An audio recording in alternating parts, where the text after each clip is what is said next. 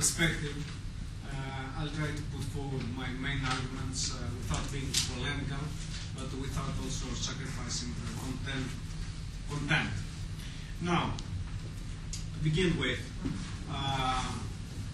both approaches have attempted to advance Marxist and radical political economy. The main argument, as I understand it, is that general abstract analysis, the capital accumulation theory, to put it in a codified term, is not sufficient to describe, to explain concrete everyday events, so it needs to be complemented somehow with some other, at least with one intermediate level of analysis. This intermediate level of analysis necessarily would entail more historically concrete, historically contingent elements. Now, this is a valid point, and from at least a Marxist point of view, one could refute it. Of course, abstract theory per se, as such, cannot explain everyday developments. I think nobody actually puts such an argument forward. Now, the question is how you can make this intermediate level of analysis. How can you produce this intermediate level of analysis? Now, both the regulation approach and the social structure of accumulation said that this has to be done with reference to institutions. To put it in more traditional Marxist terms, with reference to the political relations.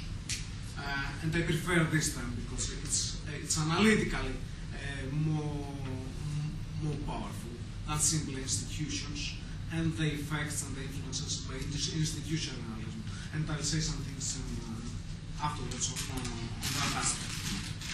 Now, let me get a step back.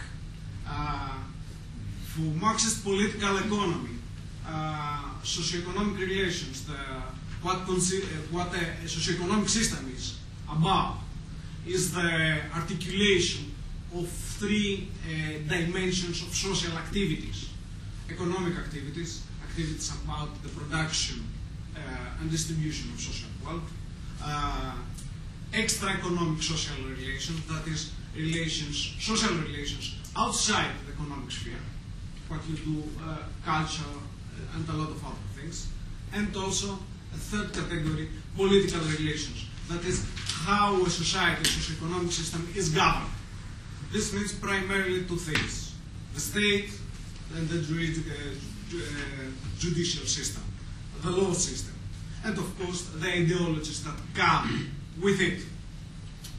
Now, as it's well known, orthodox economics discard the two other sets of dimensions, that is, political and extra-economic social relations. They consider them outside the field of economic analysis, and also consider that economic analysis is about individuals, economizing individuals with using the Marx's main criteria of methodological individualism, and so on. So, social analysis does not have a foot even within the sphere of the analysis of economic relations as such. Now, Marxist political economy follows a different path, and to a great extent, in a sense, classical political economy as well. That is, it argues that you can analyze economic relations as such. That is, at a more abstract level of analysis, you should study economic relations because they are considered as the determining sphere of the social activities. But this study should be a study from a social perspective. That means practically classes, for example. And this is a major methodological difference between classical and Marxist political economy on the one hand, and orthodox economics on the other. Keynesianism included, to a great extent. Now, having said so, how can you proceed to construct an intermediate theory, an intermediate level of analysis, concretizing abstract general theory. Presumably, you must have more in the analysis from the sphere of political relations, from the sphere of extra-economic social relations. That would be obvious. The question is how you do this without engendering the process, the course of determination. That is, without endangering the primacy of the economic relations. Now, the way that regulation approach and the social structure of accumulation attempted to do this is by saying that at an intermediate level of analysis, we should put together, in my opinion at least, fundamental economic relations and processes with political relations and processes, the institutional framework. It's the well-known type, capital accumulation plus the institutional framework that supports it, in a sense. Now, even at this step, one might not have objections, but I think the course that both approaches follow proved to be problematic, because willingly or unwillingly, the center of attention moved to that intermediate level of analysis, and this led them, particularly regulation in my opinion, to a middle-range type of methodology. Now, in discussions in many discussions, middle range is used usually as a common expression. It isn't. It is a term that carries a certain intellectual weight, and this comes from Merton, its father in the methodology of social sciences, his famous book on 1968. That is, the gist of the Mertonian analysis is that you can have in social sciences intermediate analysis without necessarily having a general theory, an abstract general theory, or with having many different general abstract theories, and have then a referential pluralism, that is, have a coherent intermediate theory, and then refer at one place to this general theory, the other to the other. Now, this methodology for Merton was assumed to be a good methodology, both in general and particularly when social sciences are in crisis. That is, try to see what's happening in reality, construct a theory about that, and then you might solve your general theoretical referential problems, or you might not, and this might not be necessary at all. Now, I think both the regulation approach and the social structures of accumulation followed such a role. And this, in my opinion, created problems for both for their analysis and for the positive contributions. To put it briefly, I think they were both in their beginning influenced by two major currents at that period. The one was the infertile, in my opinion, structuralist, post-structuralist debate. This saga, in my opinion, has been actually an exercise in dialectical shadow boxing. The same people posing as structuralists at the one moment and creating a very rigid and dialectical version of what structure is, this usually under the guise of Althusserianism, whose, in my opinion, again, connection to Marx was very problematic. And then the very same people, and Perry Anderson is very accurate on this, particularly in his book on the tracks of historical materialism, the very same people, having made the scapegoat in the first place, then changed codes and attacked the scapegoat that they have created, and ridiculed not unjustifiably, but there was more or less their own doing. What I mean is that they were playing actually a game with themselves, playing chess and be at the same time you and your opponent. Of course, this game was fixed, and the outcome of all this saga, I think, is totally disorientating.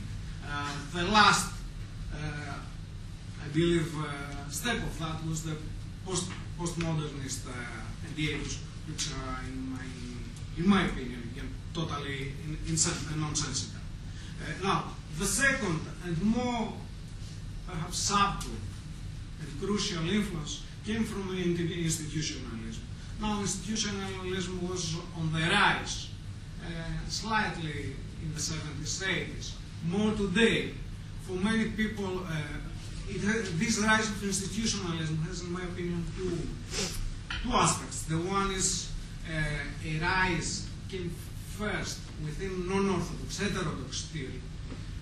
Institutionalism was considered a subtle vehicle to express positions that otherwise would be considered, would be prohibited. For example, instead of saying, that was, I think, said for Veblen as well, in a sense. For example, instead of saying that you are a Marxist in an environment completely alien to Marxism, you prefer to say you are an institutionalist and somehow use what Gramsci called the pathetic revolution. Use the clothes of your opponent in order to express in some illicit forms your own beliefs. The other aspect is neoclassical institutionalism, and there things are much more dangerous. Neoclassical institutionalism is on the rise, following Northern Williamson works. Stiglitz is, I think, a part of that movement. Now, neoclassical institutionalism is trying to do a rather different thing. It is well aware of the deficiencies and the shortcomings of orthodox economics, particularly the current political and social situation. And by the way, this I think is the demise of neoliberalism. Its inability to solve the fundamental problems that riddle capital accumulation from the structural crisis of 1973 till today has led to an impasse. And even in official circles, its demise is being debated. A typical example is the post-Washington consensus debate. What neoclassical institutionalism does is to try to solve these problems for neoclassical theory by invading alien fields. It's what Bentham has called economics imperialism. I think he's correct in his primary diagnosis. That is a sign of strength on behalf of neoclassical economics to invade areas like development theory, methodology, or other areas which were closed fields for neoclassicism. On the other hand, in my opinion, it's also a sign of weakness, in the sense that neoclassical theory, by invading these fields, has to relax its basic core, its hardcore, and thus endanger, in the long run, its own coherence. For example, in my opinion, it's very difficult to hold to a general equilibrium analysis by bringing forth all the arguments that neoclassical institutionalism is doing. However, both aspects, both institutionalism in heterodox analysis and in neoclassical institutionalism, in my opinion, are a vehicle for this imperialism of the economics, of the orthodox economics. Particularly institutionalism in heterodox theory. It's a very weak, a very poor alternative for what Marxist political economy has done long since ago, much better.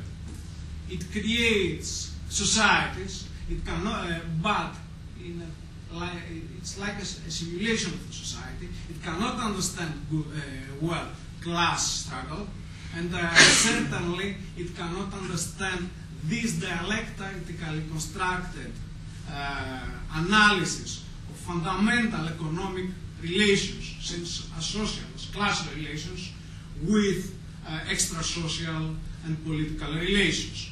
Marxist political economy, in my opinion, can do this and does it much better. Now, what SSA and regulation did were actually to gradually slide towards this ground. I mean, the more they were popular, particularly regulation back in the 80s, 90s, not today certainly, they were infatuated with this intermediate, mid-level of analysis. They analyzed this by employing a middle-range methodology, and the more they do that, they set aside their fundamental principles, namely, in the case of the regulation approach to the principle of the law of accumulation, the regime of regulation, and thus they ultimately ended with a middle-range analysis with very weak general theoretic references. Now, to be very brief, a major part of this analysis is stages theory. For any attempt to create an intermediate level of analysis, necessarily, at least after Lenin's pioneering work on imperialism, should refer to stages. That is, discern great, long historical epochs within capitalism's historical evolution. Lenin's main merit was, of course, his insistence and his courage in producing a stages theory. There were certain weaknesses in his theory. The first is a politically induced fatalism. This is the last stage, although there is an interesting article in the editorial in Monthly Review last year, I think, which proved that this was a political argument, an argument for political reasons, not for analytical reasons. And the old guy knew quite well that the end of capitalism is not necessarily monopoly capitalism. The second is his monopoly theoretical approach. That is, that he discerned stages with reference to forms of intra-capitalist competition.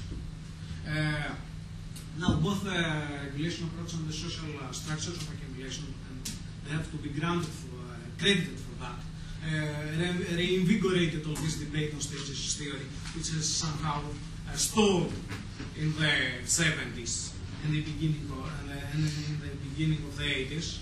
And they also challenged this monopoly theoretic perspective on stages theory. And that was correct. Instead, they argued for an emphasis, a focus of stages theory on the production process, and particularly the labor process. And that was, I think, a great contribution on behalf of both of them. Now, I think what followed didn't validate the initial advantages of these approaches and periodization theory. That is, because they implicitly or explicitly employed middle-range methodology, they focused on intermediate terms very closely linked to specific historical periods and facts, and particularly periods and facts that were conceived as stylized facts.